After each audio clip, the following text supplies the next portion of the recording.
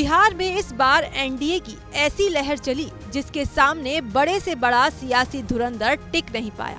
यहाँ तक कि लालू परिवार का किला भी ध्वस्त हो गया। बावजूद इसके मायावती की बहुजन समाज पार्टी ने वो कर दिखाया जिसकी उम्मीद बसपा के विरोधियों को भी नहीं थी। वो पार्टी जिसका बिहार में कोई वजूद ही नहीं है, या यूँ कहें कि वो 5वें या 6ठे नंबर पर आती होगी, लेकिन उसने भी करिश्मा कर ही दिया।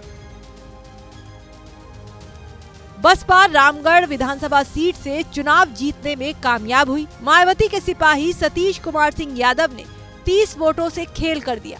उन्होंने बीजेपी और आरजेडी दोनों का इस चुनाव में बोरिया बिस्तर बंद कर दिया। एक को दूसरे तो दूसरे को तीसरे पायदान पर पहुंचा दिया। लेकिन ऐसा नहीं है कि सिर्फ एक सीट पर बसपा ने तस्वीर बदली है। तकरीबन 40 से 50 सीटों पर उसने अपना असर दिखाया है। आंकड़ों पर नजर डालें तो बसपा को बिहार विधानसभा चुनाव में इस बार तकरीबन 1.59% वोट मिले हैं, जबकि बहनजी ने पूरे प्रदेश में एक भी रैली नहीं की। इसके बाद भी बिना खर्चे के 1.59% वोट हासिल कर 57 सीटों पर महागठबंधन के वोट बैंक में सेंध लगा दी, जिसका सीधा असर चुनावी हार जीत पर पड़ा। और सबसे बड़ी चोट पहुंची तेजस्वी यादव को, क्योंकि आरजेडी का वोट प्रतिशत 22.84% गिर गया। इसमें 14 सीटें तो ऐसी हैं जिनके बारे में राजनीतिक जानकार मानते हैं कि अगर मायावती ने उन सीटों पर अपने प्रत्याशी चुनावी मैदान में ना उतारे होते तो आज चुनावी नतीजों की तस्वीर कुछ और ही होती।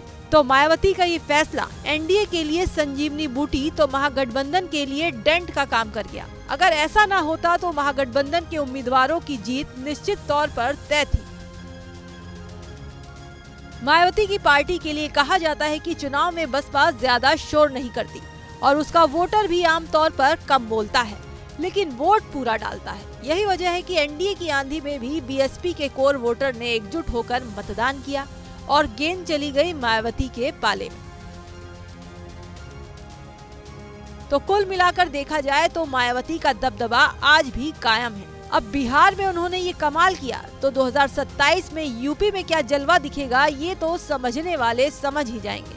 फिलहाल बिहार के नतीजों से मायावती ने इतना तो साफ कर दिया है कि यूपी के पूर्व सीएम और उनके धुर विरोधी अखिलेश यादव को अभी से सावधान हो जाना चाहिए।